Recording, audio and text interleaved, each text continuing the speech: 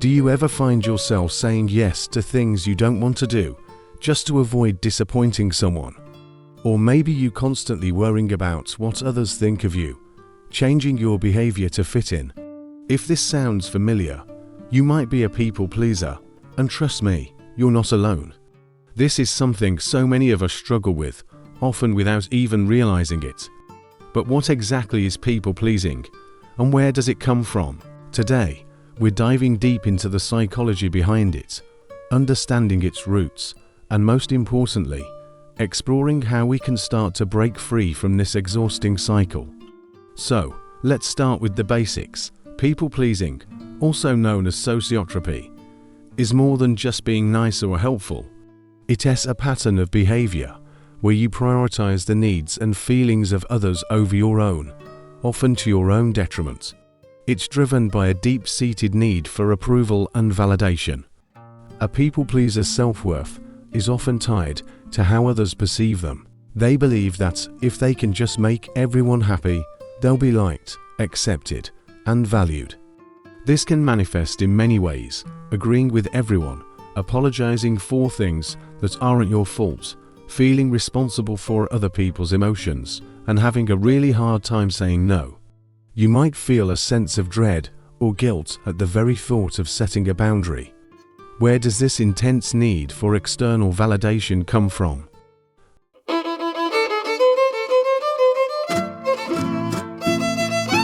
For many, the roots of people-pleasing can be traced back to childhood. Think about it. As kids, we learn pretty quickly that being good and compliant often leads to praise and affection from our parents or caregivers.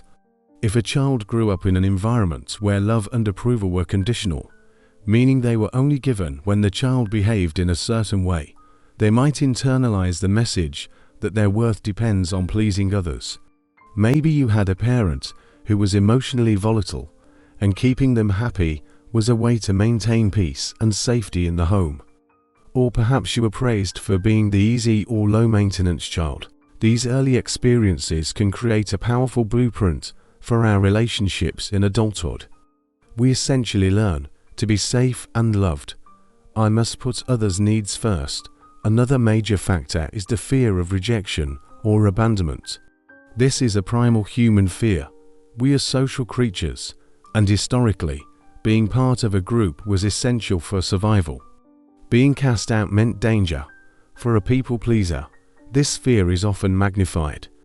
The thought of someone being angry or disappointed with them can feel like a direct threat to their sense of security and belonging. Saying no, setting a boundary, or expressing a different opinion feels incredibly risky because it could lead to conflict or rejection.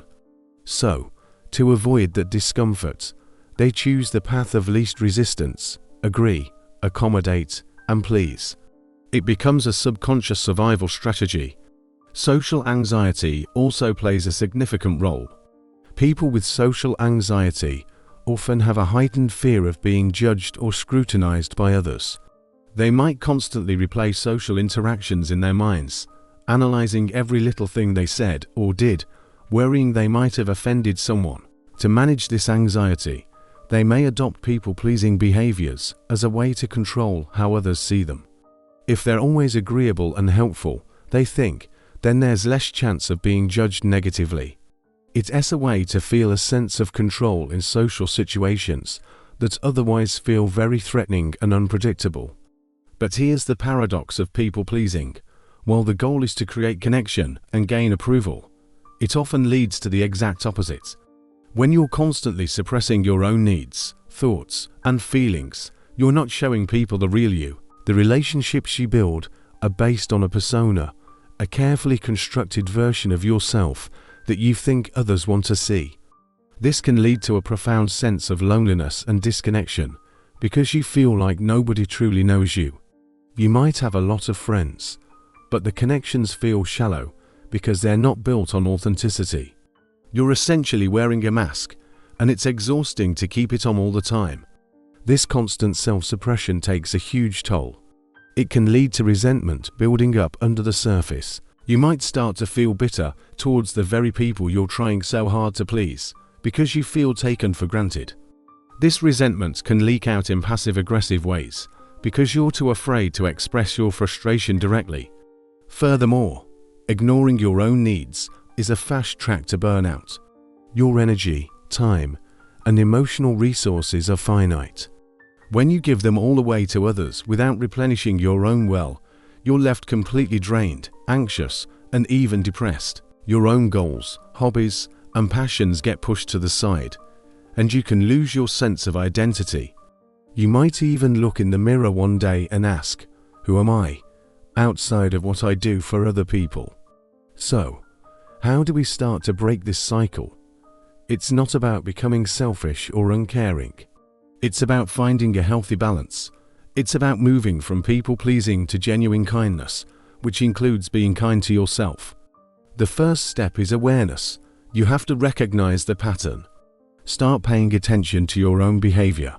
Notice when you say yes, when you really want to say no. Notice the physical sensations in your body when you're about to agree to something you don't want to do. Maybe your stomach tightens, or your heart starts racing. This is your body telling you that a boundary is being crossed. Just acknowledging these moments without judgment is a huge first step. You can't change what you don't see. Next, start small. The idea of setting a big boundary with a demanding boss or a difficult family member can be terrifying. So don't start there. Start with low-stakes situations. Maybe it's telling a barista they got your coffee order wrong, politely. Or when a friend asks for a favor you can't do.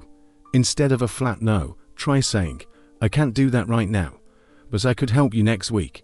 Using phrases like "let me check my calendar" and "get back to you" buys you time to think about your response instead of giving an automatic yes. This builds your no muscle and shows you that the world doesn't fall apart when you prioritize your own needs. Each small success will build your confidence. It's also crucial to reconnect with yourself. People pleasers are often out of touch with their own wants and needs because they've spent so long focusing on others.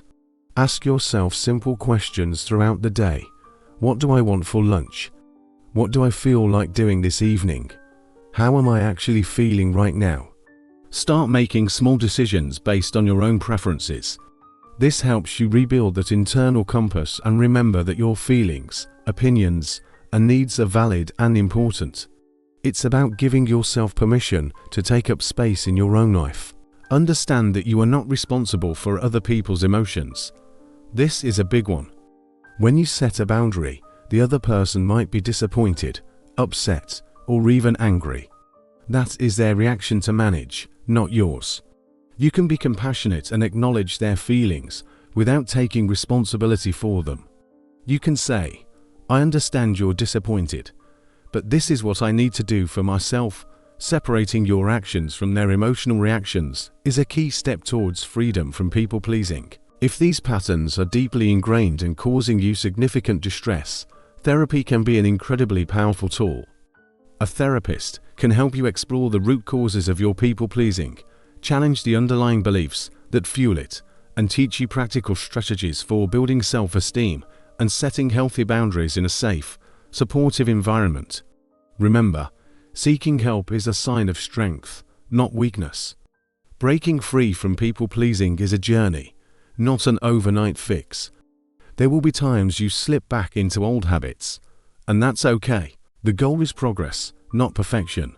Be patient and compassionate with yourself, just as you would be with a friend learning a new skill. Over time, you'll find that, as you become more authentic, you'll attract people who appreciate and respect the real you.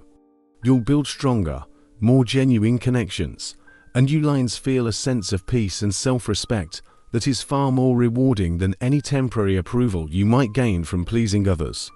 Your needs matter, your voice deserves to be heard, and you are worthy of love and acceptance, exactly as you are. Thank you so much for watching today. If this video resonated with you, let me know in the comments below. And don't forget to like and subscribe for more content on psychology and self-improvement. See you in the next one.